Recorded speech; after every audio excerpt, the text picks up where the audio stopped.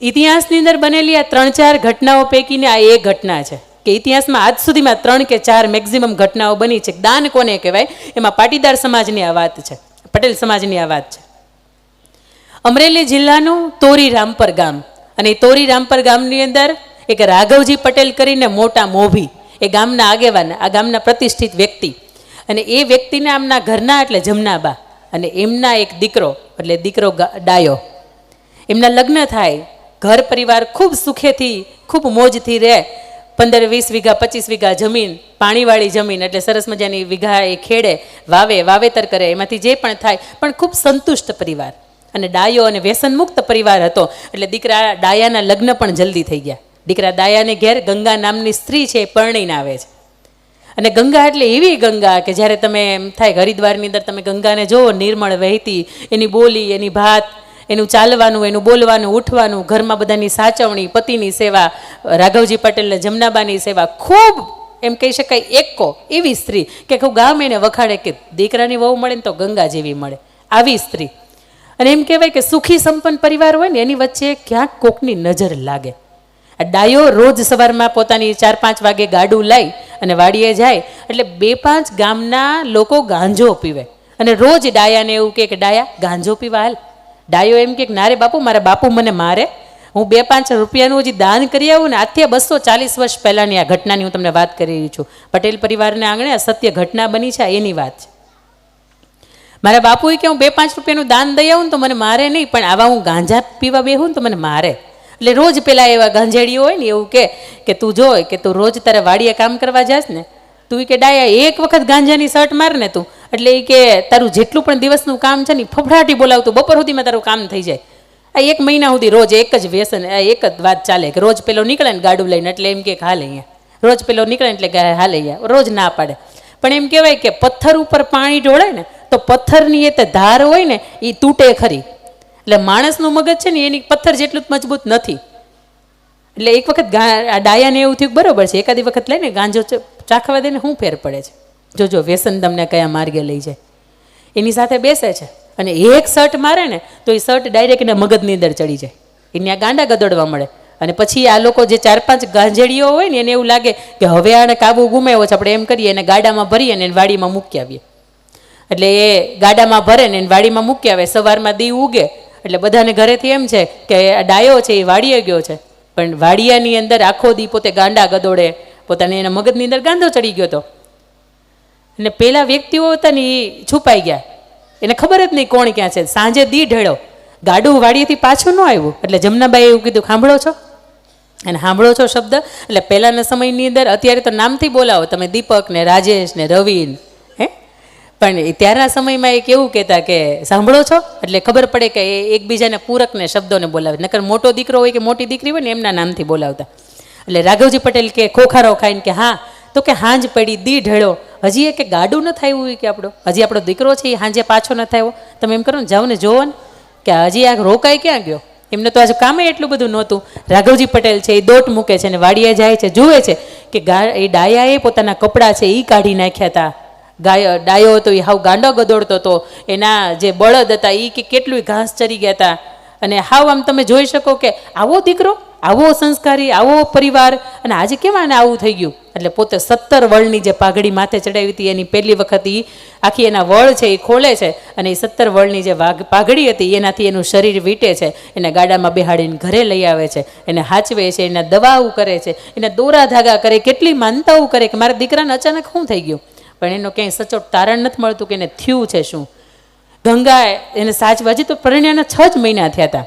એમના પતિદેવની સાથે ખૂબ સેવાની, ખૂબ સરસ મજાની જિંદગી જીવતી હતી. પણ ઘટના આવી બની, હાવ ગાંડો થઈ ગયો. કોઈને બોલવાની ભાન નહીં, ખાવાની ભાન નહીં, નાવાની ભાન નહીં, કપડાં પહેરવાની ભાન નહીં. પણ એ ડાયાને આખોય પરિવાર ભેગો થઈને સાચવે. આખા ગામની અંદરથી ઘણા લોકો આવ્યા કે તમે અહીંયા બતાવો, ન્યા ગયા, અહીંયા બતાવો, તમે ન્યા ગયા, અહીંયા ધૂપ ધુવાડા કરો, બધું જ કરી જોયું. છતાંય તે ડાયાના મગજની અંદર કાંઈ ફેર ન પડે. એને નદી, નાળા, પથ્થર, ડુંગરા, કોતર બધું જ ગોતે, પણ એ ડાયો ક્યાંય મળે નહીં. એટલે ગામના લોકોએ એવું કીધું કે હજી દીકરી નાની છે, એમના પપ્પાને ત્યાં એને મોકલી દો. ગંગાને એમના પિયરે એમને મોકલી દે છે. અને આ ડાયાને ગોતવા માટે ખૂબ મહેનત કરી, પણ કંઈ ડાયો મળતો નથી. આ બાજુનું ધારગણી ગામનું, ઢીંગીધરાનું, શેલ નદીના કાંઠે આવેલું ધારગણી નામનું ગામ. અને ગામને આંગણે એક પનિહારી પાણી ભરીને આવે. અને ગંગાના વેવાળ છે ને એ ગામના આગેવાન ભવાન પટેલની સાથે કર્યા. અને ભવાન પટેલ આધેડ ઉંમરના હોય, એમના પત્નીને સર્પદંશ થયો હોય ને એમનું મૃત્યુ થયું હોય ને 2 વર્ષનો નાનકડો દીકરો હોય અને પરિવારમાં આગળ પાછળ હોય ને એટલે કોઈએ કહ્યું કે ગામ સારું છે અને એમના ગામના ધણી છે એ સારા છે. આ ભવાન પટેલ એટલે એક મોટું માથું છે. જો તમે ત્યાં તમારી દીકરીને આપો તો આ દીકરી છે ને ક્યારેય દુઃખી ન થાય. એટલે ગંગાના સગપણ છે ત્યાં કરવામાં આવે. ગંગા આમલી આરે એક પાણી ભરવા માટે જાય અને ખળખળ વહેતું પાણી અંદર પોતાને ગાગર ભરતી હોય એટલે ત્યાં કોઈ કંઈક વ્યક્તિ આવે કે જેના વાળ લાંબા લાંબા થઈ ગયા હોય, દાઢી મૂછ હોય એની મોટી મોટી થઈ ગઈ હોય અને મેલો ઘેલો એક ભિખારી જેવો એક વ્યક્તિ આવે અને ત્યાં જઈને બેનને એવું કે પાણી પીવડાવશો. ગંગાની ને વ્યક્તિની નજર આમને સામને મળે અને એવું કે હાલ્યો પાણી આપું. એને પાણી પાય પણ ક્યાંક એને મનની અંદર કંઈક લાગે કે આ કોણ હશે, આ કેમ અવાજ જાણીતો લાગે છે. પણ ગંગા વિચાર્યા કરે અને હજી તો એ પાણી પાઈને હાલતી થતી હોય એટલે એવું કહે છે કે થોડુંક જમાડશો. એટલે પેલી ગંગા છે એ પેલા વ્યક્તિને એવું કહે છે કે કંઈ વાંધો નહીં, આવો ને આંગણે, હમણાં મારે હાંજ પડે, મારે ધણી આવશે ગાડા લઈને, હું તમને જમાડું, વાંધો નથી. એ ગામને આંગણેથી પોતાના ઘરને આંગણે લઈ આવે છે અને ત્યાં બેસાડે છે. તો વિચારે છે કે હજી 4-5 વાગ્યાનો સમય છે, ખીચડી રાંધવાને હજી વાર છે, તો શું કરવું જોઈએ? તો કે હું એમ કરું કે ત્યાં સમયમાં આજથી 250 વર્ષ પહેલાં દાદાઓ સાક્ષી હશે કે કોઈ પણ મહેમાન આપણે આંગણે આવ્યા હોય ને એટલે એને દહીંનો કટોરો તાહણી ભરે અને એની અંદર સાકરનો ભૂકો નાખે અને એ એને પીરસવામાં આવતું કે કોઈ પણ ટાણે મહેમાન આવ્યા હોય ને તો એ ધરાય રહે થોડીક વાર માટે, હજી ભોજનની વાર હોય ત્યારે. એટલે એને તાહણી ભરીને દહીં આપે છે અને એની અંદર સાકરનો ભૂકો આપે છે અને પેલા માણસનું તૃપ્ત થાય છે, એને જઠરાગ્નિની શાંતિ મળે છે એટલે એ માણસ સૂઈ જાય છે.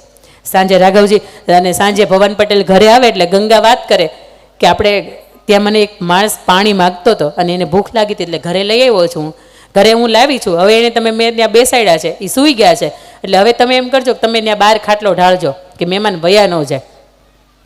આખી રાત ગંગા છે એ વિચાર્યા કરે છે કે કોણ છે, અવાજ કેમ જાણીતો લાગે, ચહેરો કેમ જાણીતો લાગે છે અને ક્યાંક એને ઝબકે છે મનની અંદર કે અમારું આગલું ઘર તો નથી ને, અમારા ધણી તો નથી ને. ભવાન પટેલને ઓરડાની અંદર બોલાવે છે ને ભવાન પટેલને કહે છે કે સાંભળો છો, આ પરણીને આવી તમારી મારી વચ્ચે કોઈ સંબંધ નથી, આ હું દીકરાને માટે આવી છું અને આજે મેં તમારી પાસે કાંઈ નથી માગ્યું, હું એક વસ્તુ તમારી પાસે માગું છું, આપશો? અને ભવાન પટેલ એમ કહે છે કે હા ગંગા માગે ને, તારો હક છે. એટલે ત્યારે ગંગા એવું કહે છે કે આપણે આંગણે જે મહેમાન આવ્યા છે ને મને એવું લાગે છે ક્યાંક મારું આગલું ઘર છે, ક્યાંક મને એવું લાગે છે કે હજી મારી એની સાથે વર્ષો જૂનો સંબંધ છે, નાતો છે.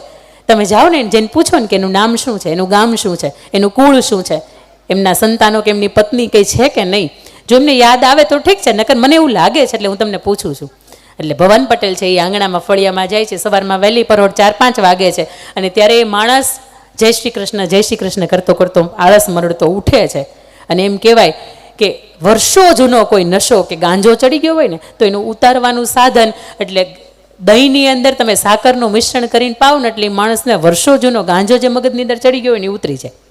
પણ બનવા કાળે બન્યું કે આપ્યું એને અને એનાથી એનો ગાંજો છે એ ઉતરી ગયો. સવારમાં ઉઠ્યો એટલે આળસ મળતો ઊભો થયો અને ભવાન પટેલને પૂછે છે કે હું ક્યાં છું, હું કોણ છું? ભવાન પટેલ પૂછે છે મહેમાન તમારું નામ શું? તો કે ડાયો. તો કે તમારું ગામ કયું? તો કે તોરી રામપર. તો કે તમારા બાપુનું નામ? તો કે રાઘવજી પટેલ. તો કે મારે તો એક પત્ની છે ગંગા, બહુ ડાય છે, પણ હું અહીંયા ક્યાં છું? અને ત્યારે ભવાન પટેલ એવું કહે છે કે બાપ તું જ્યાં છો ને ત્યાં બરોબર ઠેકાણે છો, લે આ મારા કપડાં, તું નાહી ધોઈ લે અને અમે તારા ગામ તને મૂકી જાય. ઘરને આંગણે આવે છે, ઓરડાની માલિપા આવીને ગંગાને એવું કહે છે કે ગંગા મહેમાન છે ને, હાલ આપણે એને મૂકવા જવું છે, તને જેટલા તારા ઘરેણા તું ત્યાંથી લાવી છો, તને અહીંથી ચડાવ્યા છે, જેટલા પણ ઘરેણા છે ને એને તું પહેરીને તૈયાર થઈ જાય, આપણે મહેમાનને મૂકવા જવું છે. અને ત્યારના સમયમાં આપણે ઘૂમટો તાણતા એટલે એને મહેમાનનું પછી મોઢું જોયું ને, તૈયાર થઈ ગયા મહેમાન, એક ગાડાની અંદર બેસીને જાય છે અને તોરીરામપર ગામની અંદર આવે છે ને ત્યાં પૂછે છે કે રાઘવજી પટેલનું ઘર ક્યાં છે? ઘરને આંગણે ઊભા રહે છે ને રાઘવજી પટેલને સાથ પાડે છે ભવાન પટેલ કે રાઘવજી પટેલ. એટલે પટેલ અંદરથી હોંખારો ખાતા ખાતા, દીકરાને ખોયાનું દુઃખ હતું, દીકરાની વહુવારું હવે ઘરમાં નહોતી ને 2 જણા વૃદ્ધોવસ્થામાં રહેતા હતા. અંદરથી આમ નેજવા કરીને કહે છે કે હા આવો ને મહેમાન આવો. અને પછી એનો જો દીકરો ડાયો છે એને લઈને જાય છે એટલે બાપ દીકરાનો ભેટો કરાવે છે. અદ્રશ્ય અકલ્પનીય એક એ દ્રશ્ય છે આખું ઊભું થાય છે કે વર્ષોથી દીકરા તું ક્યાં હતો, અમે તારી કેટલી રાહ જોઈ, અમે તો તને એવું માંડી વાળ્યું હતું કે અમે તું કદાચ ક્યાંક મરી ગયો છો, પણ છતાંય તો અત્યારે અમને દીકરા મળ્યાનો આનંદ છે. એટલે રાઘવજી પટેલ એવું કહે છે કે ભવાન પટેલ એકલા આવ્યા છો, મારે બેનને નથી લાવ્યા? એટલે કે લાવ્યા છીએ, પણ હવે અમારી બેન નથી, હવે તમારી વહુવારું છે. અને ગંગાનો હાથ છે એ ડાયાના હાથની અંદર સોંપી દે છે. અને રાઘવજી પટેલના ફળિયાની અંદર એવું કહે છે કે હવે તમે તમારું ખરેખર ખરું ઠેકાણું છે ને ગંગા, આપણી વચ્ચે કોઈ સંબંધ નથી, તું દીકરાને હાચવવા માટે અહીંયા આવી હતી, તો આ ખરો તારું ઠેકાણું છે ને અહીંયા છે. એટલે ત્યારે ગંગા એવું કહે છે કે ભવાન પટેલ, તમે તમારા મારે ઘરને આંગણેથી અહીંયા મૂકી ગયા, મને વાંધોય નથી, પણ મારે તમને એટલું પૂછવા છે કે તમારું પાણીયારું, તમારી ભેંસ, તમારી ગાય, તમારું ઘરનું આંગણું, તમારું બળદ, આ બધું જ પૂછશે. કે ઘરની દીકરી હોય ને એને વળાવાય, પણ તમે વહુવારું ક્યાં મૂકીને આવ્યા? તો કે ત્યારે ભવાન પટેલ એવું કહે છે કે કંઈ વાંધો નહીં, વર્ષો પછી જ્યારે હું અહીંથી નીકળીશ ને તમારા દીકરાઓ જ્યારે અહીંયા સરસ મજાના રમતા હશે ખેતર ત્યારે મને અંદરથી રાજીપો થશે કે મેં બાપ મારી જાતને છેતરી નથી. અને જ્યારે ભવાન પટેલ એમને મૂકીને ધારગણી ગામના ગાડેથી પાછા આવતા હોય ત્યારે એમ કહેવાય કે સાંજનું ટાણું હતું અને ત્યાં પણ લક્ષ્મીનારાયણ દેવને મંદિર ઉપરની જે ધજા છે એ ફડક ફડક ફરક ફરક કરતી એને સલામો ભરતી હતી કે પાટીદાર સમાજને ઉજળું કરતું તે ખૂબ મજાનું કામ કર્યું છે. અને મારે એ વાત કરવી છે કે ભવાન પટેલના 2 વર્ષના દીકરા હતા નરસિંહભાઈ. ભવાન પટેલ મોટા થયા એટલે દીકરો એની જાતે મોટો થયો. એમને સંતાનની અંદર રણછોડભાઈ, એમના દીકરાનું નામ છગનભાઈ, એમના દીકરાનું નામ રાજેશભાઈ અને એમની દીકરી હું. એટલે ખાનદાનીની ખુમારી વેચાતી ન મળે, એને તમે કિલો 2 કિલોમાં તમે ન લઈ શકો. આ સંસ્કાર આપણા લોહીની અંદર હોય. આ સમાજ જેની વચ્ચે જ્યારે આવી 2-4 ઘટનાઓ આપણે પાટીદાર સમાજના નામે હોય અને તમે એ કુળની અંદરથી આવતા હોય ત્યારે ગર્વ થાય કે લોકોએ એની પત્નીના દાને આપી દીધા હતા. સાહેબ, તો આપણને તો ભગવાને 1 લાખ 2 લાખ 5 લાખ કે કરોડની સંપત્તિ આપી છે.